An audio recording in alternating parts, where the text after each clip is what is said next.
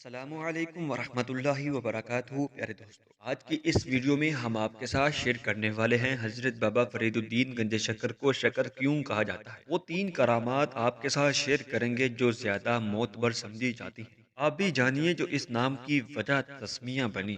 حضرت بابا فرید الدین گنج شکر کے نام کی وجہ تسمیہ کے حوالے سے یہ واقعہ زبان زد عام ہے کہ والدہ آپ کو شکر دیا کرتی تھی، جس کی وجہ سے آپ کو شکر گنج پکارا جانے لگا۔ لیکن اس بارے تین مختلف روایات پائی جاتی ہیں۔ تذکرہ نگاروں نے جو مختلف روایات لکھی ہیں ان میں سے صرف اور صرف تین روایات زیادہ معتبر سمجھی جاتی ہیں۔ معروف محقق ڈاکٹر عابد نظامی لکھتے ہیں اور تاریخ میں مرقوم ہے کہ بابا صاحب کی والدہ ماجدہ بچپن میں نماز کی پابندی کرانے کے لیے ان کی جائے نماز کے نیچے شکر کی پڑیاں رکھ دیا کرتی تھی اور ان سے فرماتی تھی کہ جو نماز پڑھتے ہیں ان کی جائے نماز کے نیچے سے روزانہ ان کو شکر مل جاتی ہے۔ ایک دن ایسا ہوا کہ والدہ شکر کی پڑیاں رکھنا بھول گئی۔ کچھ دیر بعد انہیں یاد آیا تو گھبرا کر پوچھا، مسعود بیٹا تم نے نماز پڑھی؟ بابا صاحب نے ادب سے جواب دیا، ہاں امی جان، نماز پڑھ دی اور شکر بھی کھا لی۔ یہ جواب سن کر ان کی والدہ بڑی حیران ہوئی اور سمجھ گئیں کہ اس بچے کی غیب سے مدد ہوئی ہے۔ اللہ اکبر۔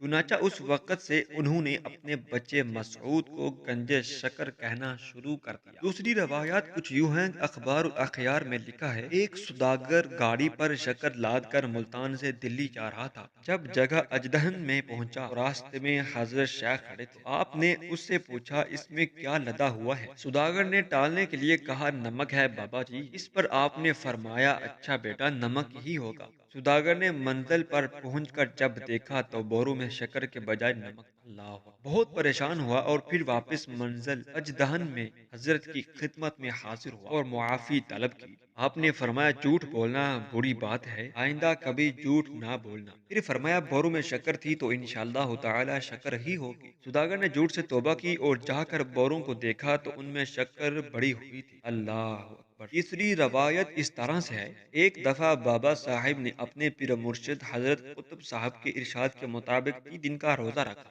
تیسرے دن افطار کے وقت ایک شخص چند روٹیاں لایا۔ آپ نے غیبی امداد سمجھ کر ان سے روزہ افطار کر لیا، لیکن فوراً ہی متلی ہونے لگی، دل خراب ہونے لگا اور جو کچھ کھایا تھا قے کے ذریعے نکل گیا۔ تھوڑی دیر بعد پیر و مرشد کی خدمت میں پہنچ کر یہ واقعہ عرض کیا۔ انہوں نے فرمایا کہ بیٹا وہ روٹیاں ایک شرابی جواری نے بجوائی تھی۔ اللہ تعالیٰ ہی کا شکر ہے تیرے معدے نے اسے قبول نہیں کیا۔ اب 3 روزے رکھو اور جو غیب سے میسر آئے اس سے افطار کرو۔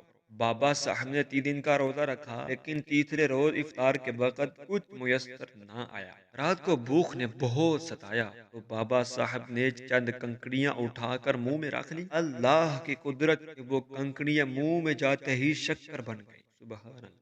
بابا صاحب نے یہ واقعہ اپنے پیر و مرشد کی خدمت میں بیان کیا۔ انہوں نے فرمایا، سبحان اللہ، انشاءاللہ تعالی تو شکر کی طرح ہمیشہ ہمیشہ شری رہے گا بیٹا اور گنج شکر کہلائے گا۔